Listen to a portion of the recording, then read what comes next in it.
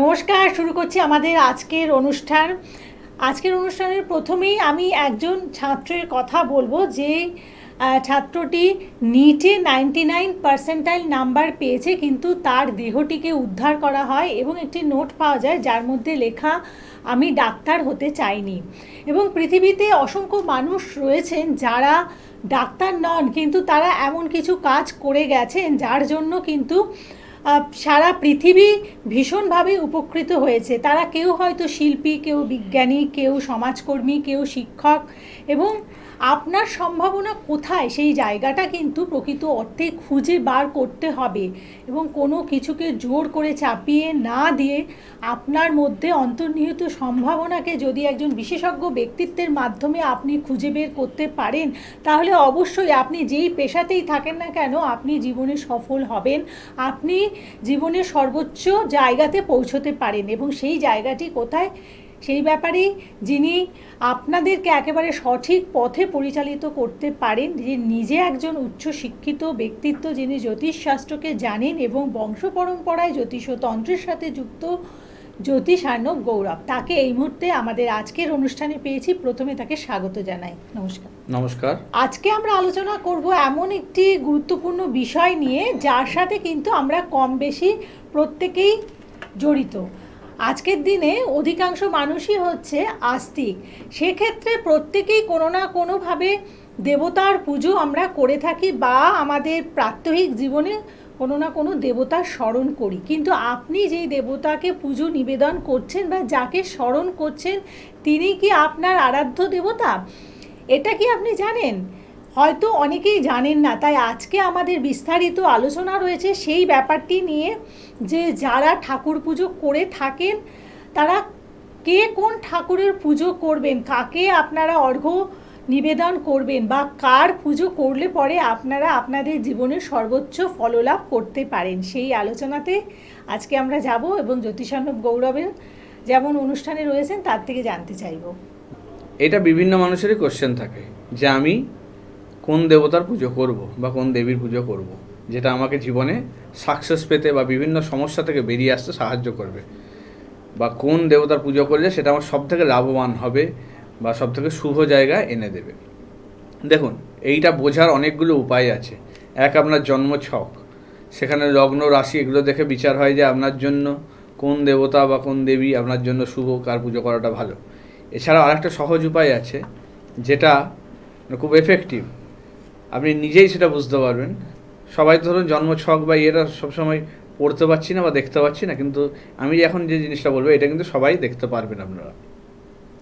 সেটা হচ্ছে তার জন্ম তারিখ, তার কোন তারিখে জন্ম, সেই জন্ম তারিখটা নিয়ে মাস বছর এগুলোর দরকার নেই, শুধু দিনের যে তারিখটা শুধু 1 তারিখে জন্ম না, 2 তারিখে জন্ম না, 3 তারিখে, সেই রকমভাবে কোন তারিখটা জন্ম, এইটাকে বলা হয় মূল্যাঙ্ক বা জন্ম সংখ্যা। এই জন্ম সংখ্যা থেকে কিন্তু আপনি আপনার দেবতা বা দেবীর নির্বাচন করতে পারবেন যে কার পুজো করাটা আপনার জন্য সব থেকে শুভ। তো দেখে নেওয়া যাক, যাদের 1 তারিখে জন্ম বা মূল্যাঙ্ক এক বলতে ধরুন যাদের 10 তারিখে জন্ম তাদেরও কিন্তু মূল্যাঙ্ক একই হবে, কারণ 1 আর 0 যোগ করলে 1 পাওয়া যাবে। কিংবা ধরুন কারো ক্ষেত্রে দেখা যাচ্ছে 19, এই 19 যদি হয় সেটাকে যোগ করুন, 1 আর 9 যোগ করলে 10, আবার সেই 10-এর 1 আর 0 যোগ করলে 1, অর্থাৎ দুটো সংখ্যা হলে সেগুলোকে যোগ করে একটা সংখ্যায় আনতে হবে, সেইটা এনে আমাকে মূল্যাঙ্কটা আগে বার করতে হবে আপনার জন্মর। তো সেই মূল্যাঙ্কটা যদি পেয়ে যাই তাহলে আমরা 1 থেকে 9-এর মধ্যে যে সংখ্যাগুলো পাবো সেই অনুযায়ী আমরা বলতে পারবো যে আপনার জন্য কোনটা শুভ। প্রথমেই চলে আসি যাদের 1 সংখ্যাটা আসছে মূল্যাঙ্ক, তাহলে আপনারা ক্যালকুলেট করতে পারবেন, অর্থাৎ 1 তারিখে, 10 তারিখে বা 19 তারিখে যাদের জন্ম তাদের মূল্যাঙ্ক হচ্ছে 1। এরমভাবে বাকিগুলো করবেন, আমি সবগুলো আর বলবো না, মোটামুটি বুঝে নিন জিনিসটা যে এইভাবে বার করতে হবে, যোগ করে একটা সংখ্যায় আপনাকে পরিণত করতে হবে। তাহলে 1 সংখ্যা যারা আসছে তাদের কিন্তু সূর্যের পুজো অর্থাৎ সূর্য প্রণাম যেটাকে বলা হয়, সেই জিনিসটা প্রতিদিন তো করা ভালোই, কিন্তু তার মধ্যে একটি বিশেষ দিন সেটা হচ্ছে রবিবার অবশ্যই আপনাদের কিন্তু একটি তামার ঘটে জল এবং একটি জবা ফুল নিয়ে সূর্যকে অর্ঘ্য দেওয়া, এটা কিন্তু দরকার। এবং সূর্যের যে প্রণাম মন্ত্র সেটা পাঠ করতে পারেন, না পারলেও চলবে, অসুবিধা নেই। এবং এটা করতে হবে কখন? সকালের দিকে, সকাল 11টার মধ্যে চেষ্টা করবেন পূর্ব দিকে মুখ করে দাঁড়িয়ে সূর্যকে স্নান করে উঠে প্রণাম করে ওই জলের অর্ঘ্য জবা ফুল সহ দেবেন। যে কোনো গাছে দিতে পারেন, তুলসী গাছ বাদ দিয়ে অন্য যে কোনো গাছে আপনি দিতে পারেন। দ্বিতীয় চলে আসি যাদের 2 সংখ্যাটা আসছে। 2 সংখ্যা কীভাবে দেখব? হয় 2 তারিখে জন্ম, অথবা দেখা যাচ্ছে 11 তারিখে জন্ম। 11-র ক্ষেত্রে দেখা যাচ্ছে 1 আর 1 যোগ করলে 2, অথবা 20 তারিখে জন্ম, 2 আর 0 যোগ করলে 2। তো এইভাবে যদি আসে তাহলে দেখা যাচ্ছে আমাদের, অথবা 29 তারিখটাও কিন্তু আসবে, আমি বাকিগুলো আর বলছি না, এগুলো দেখে নেবেন একটু। 29ও কিন্তু 2 আর 9 যোগ করলে 11, 1 আর 1 2। তাহলে 2 সংখ্যায় যাদের জন্ম তাদের কিন্তু শিবের পুজো মাস্ট। শিবের পুজো করা দরকার। কোন দিন? সোমবারে করতে হবে। পারলে 7টা নীল ফুল দিয়ে পুজো করতে হবে, এবং একটি বেলপাতা, নিখুঁত বেলপাতা আর দুধ গঙ্গা জল যদি পারা যায় সেটা কিন্তু অবশ্যই বাড়িতে শিবলিঙ্গ প্রতিষ্ঠা করে করতে পারেন, অথবা পাশে যদি মন্দির থাকে সেখানে গিয়েও করতে পারেন। কোন দিন? সোমবার। এতে কিন্তু আপনার জায়গাটা শুভ করবে। এবং ওই দিনের একটা রঙও থাকবে, যেমন ওই যে 1 সংখ্যা যাদের বললাম তাদের কিন্তু রবিবারটা লাল রঙটা ব্যবহার করা ভালো। লাল রঙের পোশাক, একটি বিশেষ দিন বলছি রবিবার, সেদিন লাল রঙ। এবং চন্দ্রের ক্ষেত্রে যেটা দ্বিতীয় যেটা পেলাম 2 সংখ্যা, তার ক্ষেত্রে দেখা যাচ্ছে সাদা রঙের পোশাক পরা কিন্তু সোমবার দিনটা তাদের জন্য ভালো। বাকি দিন আপনি যে কোনো রঙ ব্যবহার করুন, অসুবিধা নেই। 3 যাদের সংখ্যা আসছে তাদের ক্ষেত্রে বিষ্ণুর পুজো করাটা খুব দরকার। বিষ্ণুর পুজো করবেন হলুদ ফুল দিয়ে, এবং এটা বৃহস্পতিবারে অবশ্যই করতে হবে। তাতে কিন্তু আপনার শুভ সময় রেখে আনবে এবং সব কিছু জায়গায় শুভ করবে। এটা কিন্তু আপনার জন্য খুব শুভ। এবং কি করতে হবে? হলুদ বস্ত্র পরে করতে হবে আপনাকে। এবং কোন দিনে? বৃহস্পতিবারটা। যাদের সংখ্যা 4 আসছে তাদের কাল ভৈরবের পূজা করা দরকার, এবং সেটা শনিবার দিনে করবেন। এবং এতে আপনাদের যেটা করতে হবে সেটা হলো কালো পোশাক, কালো রং অথবা ডিপ নীল, সেই রঙের ব্যবহার আপনি করতে পারেন। যাদের মূল্যাঙ্ক 5 আসছে, 5 যাদের আসছে তাদের জন্য কিন্তু শুভ হচ্ছে গণেশের পুজো করা। এবং কবে করবেন? বুধবার দিনে করবেন। সবুজ বস্ত্র ব্যবহার করবেন বুধবারটাতে। এটা কিন্তু অবশ্যই করতে হবে। তাতে কিন্তু আপনার শুভ সময় এবং বিভিন্ন রকম বিপদ আপদ বা অশুভ যে জায়গাগুলো কাটাতে সাহায্য করবে। এই পুজো করা কিন্তু আপনার জন্য সবথেকে শুভ। 6 সংখ্যা যাদের আসছে তাদের জন্য কিন্তু লক্ষ্মীর পুজো করাটা খুব দরকার, এবং সেটা শুক্রবার দিনে করতে হবে। যদি ক্ষীর পারেন এই দিন ঠাকুরের সামনে একটু দেওয়া ভালো, এবং সাদা বস্ত্র পরে করতে হবে। সাদা বস্ত্র পরে শুক্রবার দিনে লক্ষ্মীর পুজো মাস্ট, এটা কিন্তু করতে হবে যাদের 6 সংখ্যা। 7 সংখ্যা যাদের আসছে জন্মের তাদের ক্ষেত্রে দুর্গার পুজো বা পার্বতীর পুজো করা অবশ্যই দরকার, এবং সেটা কবে করবেন? মঙ্গলবার দিনে করবেন। সঙ্গে লাল কোনো বস্ত্র বা মেরুন বস্ত্র আপনারা ব্যবহার করতে পারেন, এটা কিন্তু চলবে। 8 সংখ্যা যাদের আসছে তাদের হনুমানের পুজো করা খুব দরকার, করতে পারেন। এবং শিবের পুজোটাও তাদের জন্য কিন্তু শুভ, তারা করতে পারেন।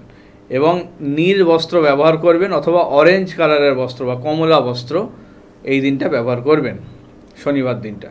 পারলে একটুখানি সিঁদুর, মেটে সিঁদুর হনুমানজির বুকে এবং পায়ে একটু দেবেন, এটা হচ্ছে করবেন।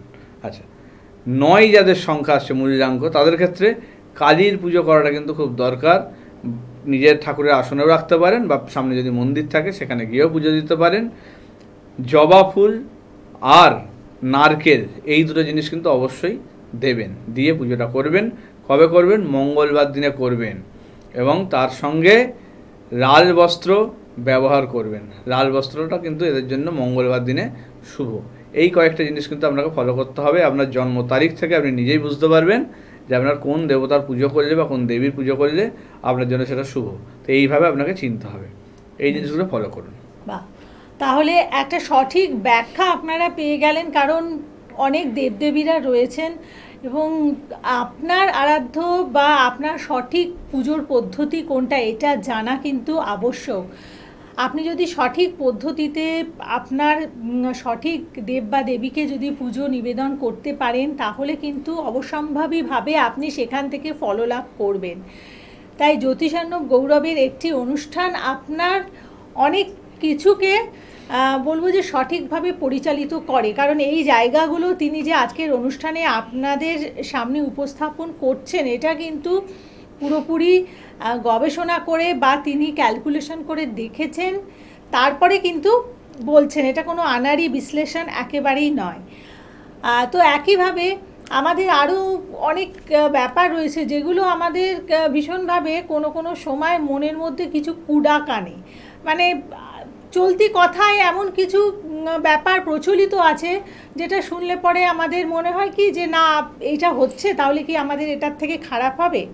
যেমন ডান চোখ বা বাচোখ, যে কোনো চোখ যদি নড়ে, মানে স্বাভাবিকের তুলনায় বেশি যদি সেটি হয়, নড়ে, নাচে, তাহলে সেটা কি কোনো খারাপ ফল আনতে পারে? অবশ্যই। দেখুন, এই যে চোখ নাচে যেটা বললেন, এটা হচ্ছে আমাদের মেডিকেল এরিয়াতে বলা হয় যে মানে কোনো স্ট্রেস থেকে অথবা কোনো নার্ভের কিছু জায়গা থেকে অনেক ক্ষেত্রে সাময়িক কিছু প্রবলেম বা কিছু হয়তো তৈরি হয়েছে। আপনি হয়তো অতিরিক্ত টেনশন করছেন বা স্ট্রেস নিচ্ছেন, সেগুলোর একটা জায়গা।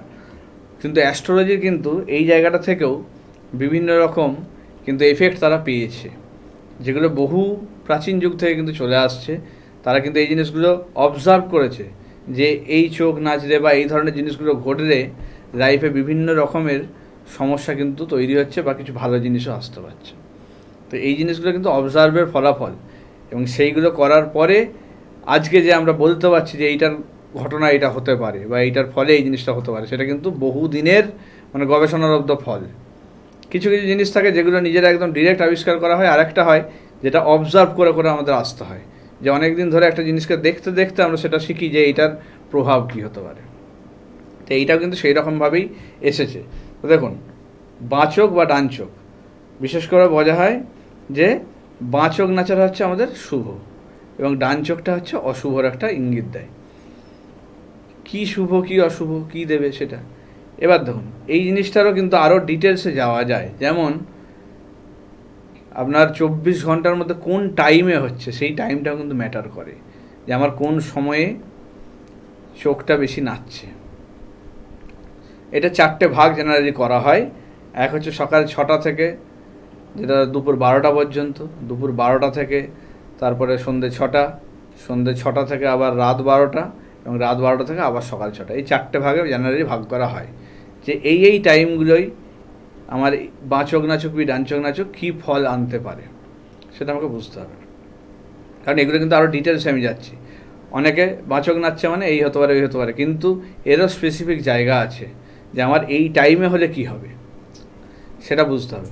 তা দেখুন, সকাল 6টা থেকে দুপুর 12টার মধ্যে যদি আমাদের বাঁ চোখ নাচে, সেক্ষেত্রে বোঝা যাচ্ছে যে আমার কোনো ভালো কোনো কানেকশান তৈরি হবে, যেটা কিন্তু আমাকে ভবিষ্যতে খুব লাভবান করবে। ভালো কোনো কানেকশান, ভালো কোনো বন্ধু, ভালো কোনো মানে মিত্র সম কেউ আসবে, যার কিন্তু চ্যানেল বলুন বা কিছু ব্যাকআপ বলুন আমার লাইফে আমাকে এগোতে সাহায্য করবে, এটা কিন্তু বোঝা যায়। সেমভাবে এই সময় যদি ডান চোখ নাচে, তাহলে সেটা কি হবে, উল্টোটা হবে অপোজিট। তাহলে আমার কোনো ভালো সম্পর্ক নষ্ট হতে চলেছে, যে আমার জন্য খুব লাকি বা আমার ক্ষেত্রে হেল্পফুল, তার সঙ্গে হয়তো সম্পর্ক নষ্ট হতে চলেছে। সে কোনো তৃতীয় ব্যক্তির কারণেই হোক, কিংবা আমাদের নিজেদের মধ্যে ভুল বোঝাবুঝির কারণেই হোক, কোনো না কোনো একটা কারণ ঘটবে যে কারণে সম্পর্ক খারাপ হতে চলেছে। এইটা হচ্ছে বাঁ চোখ আর ডান চোখ সকালবেলায় হওয়া। সেকেন্ড স্টেজে আসি আমরা, যে দুপুর 12টা থেকে সন্ধ্যে 6টার মধ্যে যদি হয়, এক্ষেত্রে দেখা যাচ্ছে বাঁ চোখ যদি নাচে, কোনো অপ্রত্যাশিতভাবে অর্থপ্রাপ্তি যোগ তৈরি হচ্ছে, এবং সেখানে আমার কিন্তু কোনো আর্থিক একটা বড় কিছু অভাবনীয়ভাবে প্রাপ্তি, যেটা আমি ভাবিও নি কিছুই না, বা কোনো দূর সম্পর্কে কোনো আত্মীয় থেকে বা কোনো বন্ধুবান্ধব থেকে বা কোনোভাবেই কোনো একটা মানে জায়গা থেকে আমার একটা প্রাপ্তি যোগ, বা বিজনেসের ক্ষেত্রে হতে পারে সেটা একটা বড় কোনো ডিল হওয়া বা বড় কোনো লাভজনক কিছু একটা জায়গা। সিমিলার ওয়েতে আমাদের যদি দুপুর 12টা থেকে সন্ধ্যে 6টার মধ্যে ডান চোখ নাচে, তাহলে এই যে বোঝা যাচ্ছে যে বিজনেসে কোনো ক্ষতি আসতে চলেছে, বড় কোনো লস হবে, বা কোনোভাবে টাকা আমার ফ্রড হতে পারে, আর্থিক জায়গায় কোনো বড় খরচা করিয়ে দেবে, এই জায়গাটা কিন্তু চলে আসে। থার্ড স্টেজ যেটা আমরা বলছি, যে সন্ধ্যে 6টা থেকে রাত 12টা, এই সময়ের মধ্যে যদি আমাদের হয়, বাঁ চোখ যদি নাচে, তাতে কি দেখা যাচ্ছে যে আমার শারীরিক যে জায়গা সেটা ভালো হতে চলেছে। অনেক দিন ধরে যারা ভুগছেন বা কিছু প্রবলেম হচ্ছে, তাদের ক্ষেত্রে শরীর স্বাস্থ্য আস্তে আস্তে ভালোর দিকে যাবে। ভুল ট্রিটমেন্ট হচ্ছিল তাদের ক্ষেত্রে সেই জায়গাটা ঠিক হয়ে গিয়ে ট্রিটমেন্ট ঠিকঠাক হবে এবং সেটা কার্যকরী হবে, এবং ভালো কোনো কানেকশান বা ভালো কোনো ডাক্তারের খোঁজ এগুলোও আসতে পারে। এছাড়া কোনো শুভ কিছু, সে প্রমোশন হোক বা কোনো উন্নতি হোক, এরকম একটা কিছু খবর, সুখবর কিছু একটা কিন্তু আসতে চলেছে। সিমিলার ওয়েতে রাত 12টা থেকে সন্ধে 6টা থেকে রাত 12টার মধ্যে যদি আমাদের ডান চোখ নাচে, তখন কি দেখা যাচ্ছে উল্টো পাল্টা দেবে, কোনো বড় শারীরিক ক্ষতি হতে চলেছে, কোনো অ্যাক্সিডেন্ট ফাঁড়ার যোগ আসতে চলেছে, অথবা আমার ক্ষেত্রে কোনো দুরারোগ্য রোগ ব্যাধি আমাকে ধরতে চলেছে, কর্কট রোগের মতো রোগ, এই ধরনের জিনিস কিন্তু আসতে পারে। ফোর্থ স্টেজে আমাদের যেটা দেখা যাচ্ছে সেটা হচ্ছে আমাদের রাত 12টা থেকে সকাল 6টার মধ্যে, এই সময়টা যদি বাঁচক যদি আমাদের নাচে, তাহলে কী বোঝা যাচ্ছে কোনো একটা ইচ্ছা পূরণ হতে চলেছে, কোনো বাড়ি গাড়ি যে কোনো কিছু প্রপার্টি বা কোনো একটা বহুদিনের স্বপ্ন সেটা আমার পূরণ হতে চলেছে, সেই জিনিসটা কিন্তু বোঝায়। কোনো একটা শুভ খবর, সে বিয়ে হোক বা কোনো রকম ব্যবসার ক্ষেত্রে নতুন ব্যবসা শুরু হোক বা চাকরি পাওয়ার একটা যোগ তৈরি হোক, এই জিনিসগুলো তৈরি হচ্ছে। সিমিলার ওয়েতে যদি আমার ডান চোখ নাচে, তখন কিন্তু কর্মচ্যুত হওয়ার যোগ বা ব্যবসাতে একদম লোকসান হওয়ার যোগ, সঙ্গে আমার বিয়ের জায়গা ছাড়াছাড়ি বা বিবাহিত জীবনের সমস্যা, লাভ লাইফে প্রবলেম, এই জায়গাগুলো কিন্তু চলে আসতে চলেছে।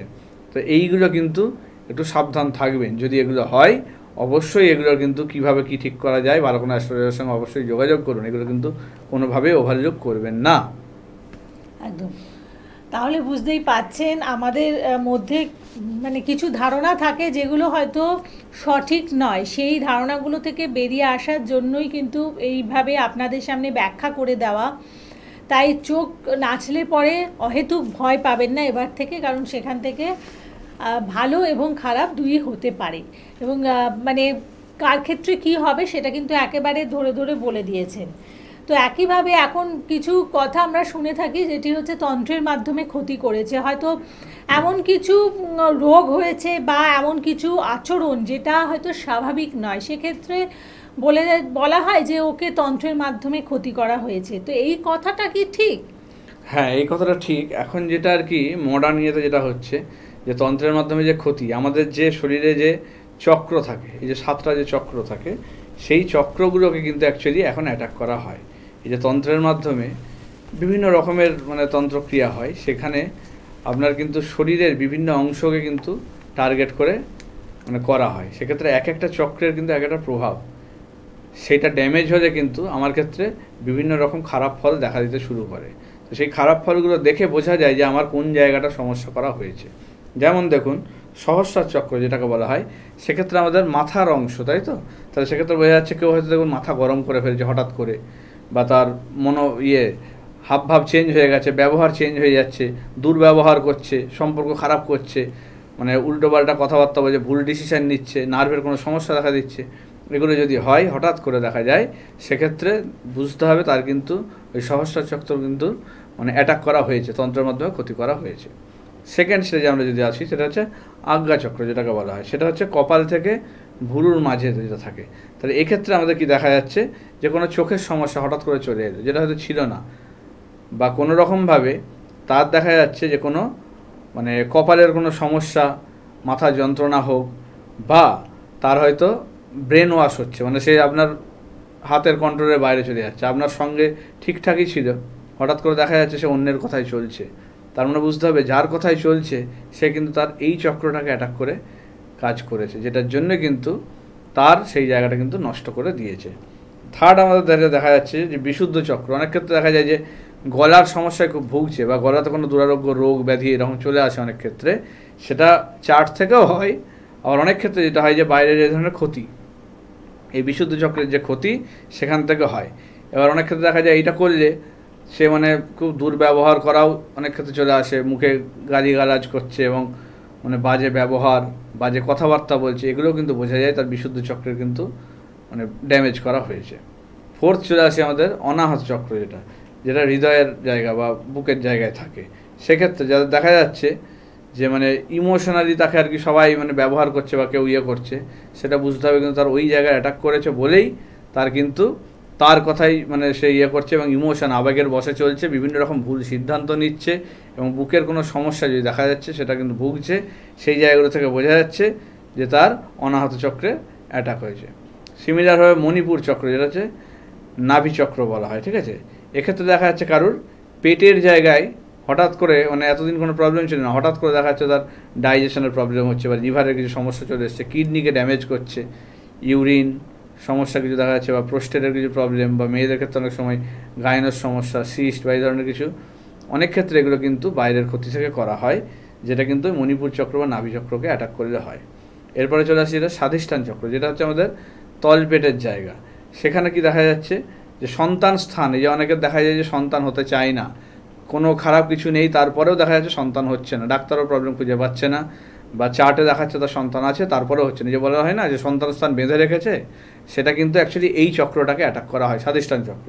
তারপরে যেটা আসে মূলাধার চক্র, যেটা হচ্ছে মেরুদণ্ডের মানে শেষে ইয়েটা থাকছে, সেক্ষেত্রে অনেকের দেখা যায় যে পিঠ নিয়ে কোমর নিয়ে সমস্যা বা শারীরিক মানে টায়ার্ডনেস তার মধ্যে চলে আসছে, একা থাকতে চাইছে, সে কারোর সঙ্গে মিশতে পারছে না, বিভিন্ন রকম সমস্যা তার মধ্যে দেখা দিচ্ছে, সেক্ষেত্রে তার বুঝতে হবে, বা লোয়ার পোর্শন কোমর থেকে পায়ের দিকে সমস্যা চলে আসছে, তখন কিন্তু বুঝতে হবে তার কিন্তু মূলাধার চক্রের অ্যাটাক করা হয়েছে বা গোপন অঙ্গের কোনো রোগ হচ্ছে। এইগুলো কিন্তু এইভাবে এখন করা হয়, শারীরিক যে সমস্যাগুলো আনা হয় মানুষের, এইভাবে চক্রগুলোকে অ্যাটাক করে করা হয়। আচ্ছা, এবার যেটা জানার হচ্ছে সেটা প্রতিকার কি করে করবে, তো সেই জায়গা জানতে হলে অবশ্যই আপনারা বুকিং নাম্বারে ফোন করে চেম্বারে এসে ভিজিট করুন, কারণ যদি রোগটাকে নির্ণয় করা যায় তাহলে কিন্তু তার ওষুধও আছে, এটা জানবেন। সঠিক পদ্ধতিতে যদি আপনার কি হয়েছে সেই জায়গাটাতে রিচ করা যায়, তাহলে আপনি পথ্যের মাধ্যমে আপনার অসুস্থতা থেকে আপনি বেরিয়ে আসতে পারেন, এবং তাই প্রতিকার ও প্রতিবিধান রয়েছে আমাদের তন্ত্রে বা জ্যোতিষে, যেটিকে অবলম্বন করে আপনারা আপনাদের যে কোনো সমস্যার থেকে বেরিয়ে আসুন এবং জ্যোতিষার্ণব গৌরবের সাথে যোগাযোগ করুন, তার ফোন নাম্বারে ফোন করুন, অ্যাডভান্স বুকিং করে চেম্বারে পৌঁছান, আর দূরের বন্ধুরা অনলাইন কনসালটেন্সি করুন। প্রত্যেকে ভালো থাকুন, নমস্কার। নমস্কার।